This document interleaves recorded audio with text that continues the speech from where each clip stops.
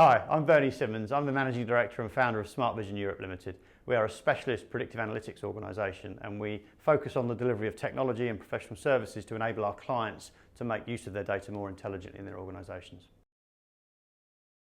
So what we do is we help our customers make more intelligent use of their data to improve their business operations by the use of advanced and predictive analytical technology.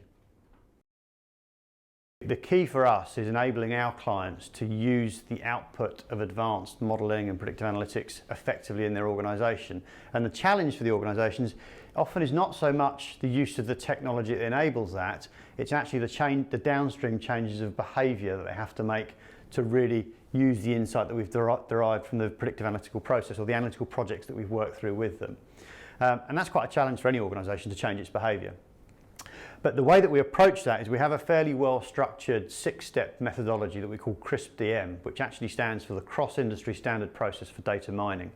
And that process, or that methodology, starts with what we call business understanding. So really the fulcrum around which everything else pivots tends to be, or is, the ability to define a specific business challenge that you need to address. Be that, for a telecommunications organisation, perhaps they need to reduce customer churn, so loss of contracted customers by 2 or 3% or 5% or whatever the target happens to be. But you have to define that question in terms of what it is you're trying to address, what particular business challenge you're going after, and how you're going to measure the success of that in terms of outcomes.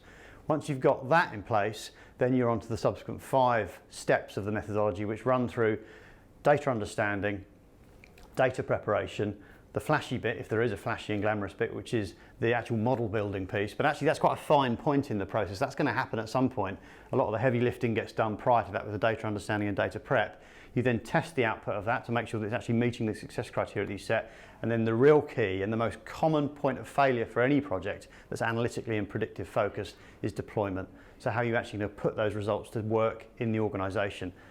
What I referred to earlier as changing the downstream behaviours. It's that deployment piece that's crucial.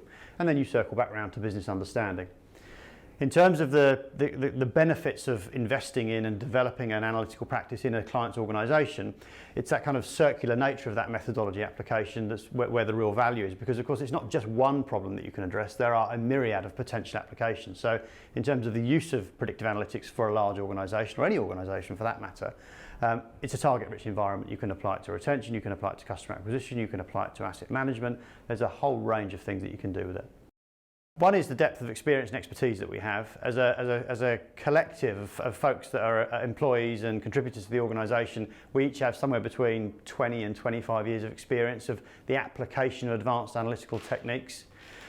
The other key differentiator, which I think is primary, is we're enabling our customers to develop an internal analytical expertise, advanced analytical expertise themselves.